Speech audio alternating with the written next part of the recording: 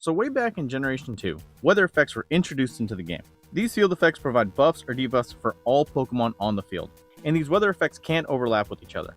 But even though these effects aren't exclusive to any specific type, they are heavily associated with the type, like Sun for fire types and Rain for water types. So 4 types were given field effects: the aforementioned fire and water, and then hail that later became snow, and sandstorm, which is technically associated with rock, ground, and steel types, since those types are immune to the chip damage, but only rock types get a specific boost from sand, so we'll count it as a rock field effect. Even Shadow Pokemon back in Gen 3 got a weather effect called Shadow Sky, acting like hail for Shadow Pokemon, but also boosting the power of Shadow moves by 50%. And in Generation 6, 3 terrains covering electric, grass, and fairy types were added to the game, and then in Generation 7, Psychic Terrain was added for Psychic types. So up until now, we have 8 types covered by field effects, but that leaves 10 types that don't have any associated field effects. So I want to come up with some new field effects for every single type. So for weather, we already have rain, which boosts the power of water moves by 50% and reduces the power of fire moves by 50%. For fire types, we have sun, which boosts the power of fire moves by 50% and reduces the power of water moves by 50%. And for ice types, we originally had hail, which would damage all non-ice types by 1/16 of their health at the end of every turn, but that was later changed to snow, which now removes the chip damage, but boosts the defense of all ice types by 50%.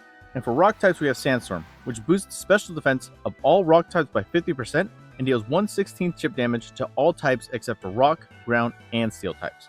And for the 2 new weather effects I want to add are, for poison types, Miasma, which would damage all Pokemon except for poison types, and I guess steel types as well, for 1/16 damage, kind of like hail. But one new thing I would like to add is that under Miasma, all Pokemon on the battlefield are considered poison, but not actually poison, kind of like how Comatose works.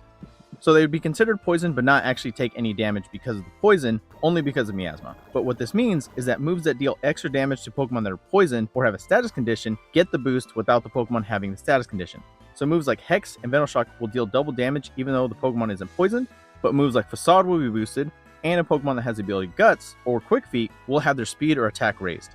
Also, healing moves, effects, or abilities are reduced by 50%. So the move Recover would only heal 25% of your HP instead of 50, Drain Punch would only heal back 25% of damage dealt instead of 50, and the ability Regenerator will only heal 1/6 of your HP instead of 1/3. But Pokemon with the ability Healer, Natural Cure, Immunity, and Triage will all be immune to the damage from Miasma and also not be considered poisoned. So this is kind of like an anti-stall tactic. And for dark types, I want to add Overcast, which would increase the critical rate of all dark moves by 1 stage and reduce the power of fairy moves by 50%. Also, Pokemon with the ability Illusion require 2 hits to break the illusion instead of 1, while Overcast is up. And Pokemon with the ability Illuminate get doubled attack stat and a 20% boost to their accuracy. This is a pretty significant buff, but only about 11 Pokemon have it, and none of them have a particularly high attack stat. So I wrote this part before Legends EA came out, so it looks like Mega Starmie would get the ability Huge Power or Plus Power, which would also double its attack stat. So if this was a real thing, you could actually get a Diet Mega Starmie. Also, since we're on the topic of Legends EA, here's my quick review of the game. If you like Pokemon, you'll probably like the game. If you hate Pokemon, you'll probably hate the game. The real friends was the Pokemon we made along the way.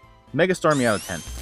Anyway, there could be a case for this weather effect to reduce the accuracy of all Pokemon by some percent, but that just sounds really annoying. So we'll just leave that one out. But these 2 new weather effects would be negated by Airlock or Cloud9, and the move Weather Ball would either become a Poison type in Miasma or Dark type in Overcast. And that's it for the weather effects. The terrain effects are field effects that are independent from weather. So you can have a situation where weather and terrain are up at the same time, but only one terrain can be active, kind of like weather. But specifically for terrain, the effects only apply to Pokemon that are on the ground. So flying types, Pokemon with the ability Levitate, Pokemon holding the air balloon, or Pokemon floating due to Kinesis or Magnetize don't gain the effects of terrain. So for grass types, we have Grassy Terrain, healing all grounded Pokemon for 1/8 of their HP and boosting grass moves by 30%. For Psychic types, Psychic Terrain protects all grounded Pokemon for higher priority attacks and boosts Psychic moves by 30%. For Electric Terrain protects all grounded Pokemon from falling asleep and boosts Electric type moves by 30%. And for Fairy types, we have Misty Terrain, which protects all grounded Pokemon from non-volatile status conditions and reduces the power of Dragon moves by 50%. And for the ground type, I'd like to add Muddy Terrain, which prevents speed from being raised for all grounded Pokemon, and also all grounded Pokemon cannot switch out, and electric moves deal 50% less damage. And Pokemon with the ability Earth Eater will also gain 25% of their HP whenever this terrain is activated, not every single turn though. And for bug types, I'd like to add Sticky Terrain, which prevents all items from being stolen, knocked off, or removed for a grounded Pokemon, and bug moves deal 30% more damage and increase the defense of all grounded bug-type Pokemon by 25%. The attack boost and defense boost for bug types might sound like overkill, but it's the bug type. They need all the help they can get. Also, the move String Shot would lower the speed by 2 stages instead of 1, and trap the Pokemon I was hit with as long as Sticky Terrain is up. And that's it for the trains. So now you're probably asking, what about the last 6 types? Well, I could come up with 3 more weather effects or train effects. The issue I see with that is that if there's 9 weather effects or trains, that means naturally some are just going to fall by the wayside and never be used, since there's so many to choose from and you can only have one of each active each time. So, since you have the weather affecting the air above the Pokemon and the terrain affecting the ground below the Pokemon, I want something flowing through the battlefield to give the field effects an air, water, and land type theme. So I propose the Aura Field Effects, or Spirit. Name pending. So how would the Aura or Spirit field effect work? Well, like weather and terrain, these effects would be active independent of weather or terrain, since it's a type of energy flowing through the battlefield, kind of like a vibe shift for the battle. So does that mean in this scenario, there could be up to 3 different field effects to keep track of? Yes. Is that a bad thing? It doesn't really matter, since this is all hypothetical and I don't think Game Freak is actually going to implement a field effect for every single type. I mean, people have been asking for an EV evolution of every single type, and the last one we got was over 10 years ago. But, Mr. or Mrs. Game Freak, if you are listening, here's my routing account number.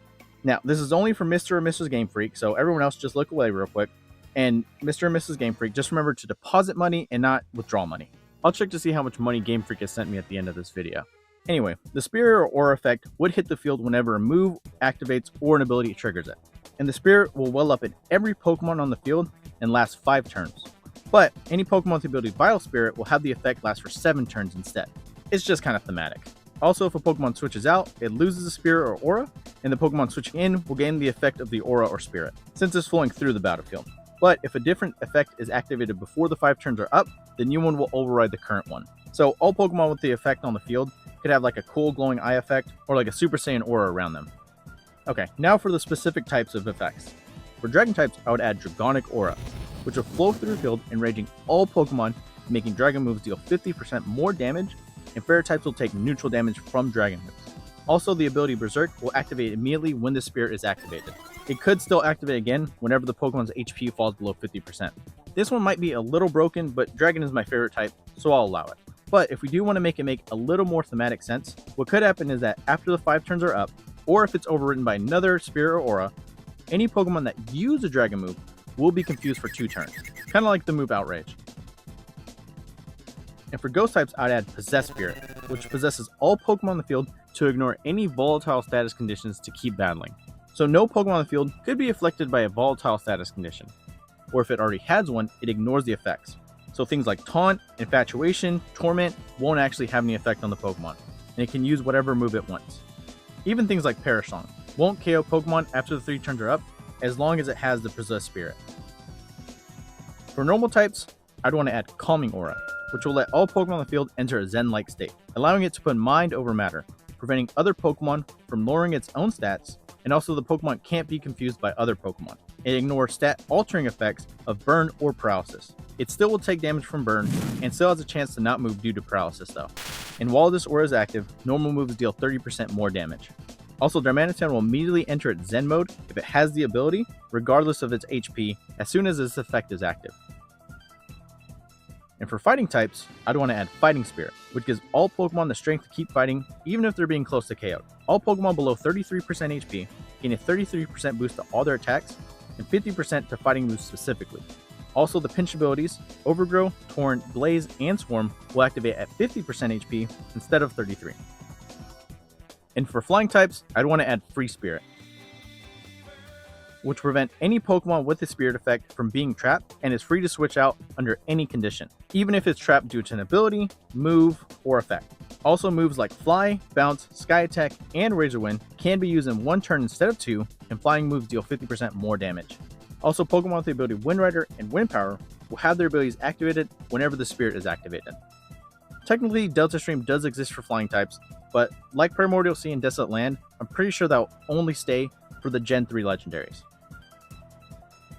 And for the final type, I propose Steely Spirit.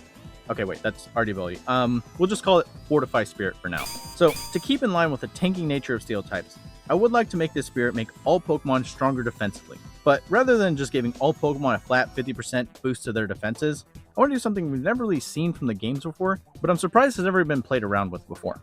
So Fortify Spirit will fortify all Pokemon field, protecting them from critical hits, but also make all moves deal the lowest possible damage roll of 85%.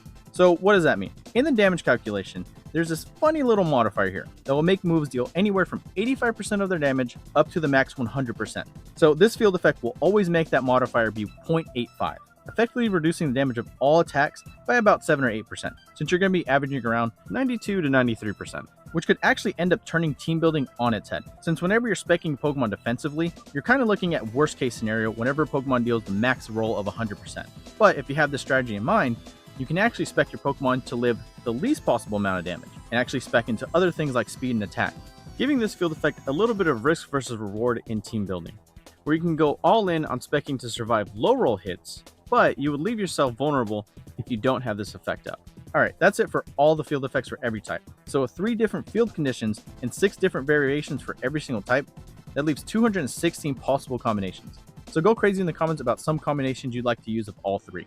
Alright, so now to check my bank account to see how much Game Freak has sent me, and... well, if you want to get me out of a lifetime of crippling debt, like, subscribe, comment, any other videos you'd like to see, share, hype, or even become a channel member. Thank you guys for watching, and I'll see you in the next video.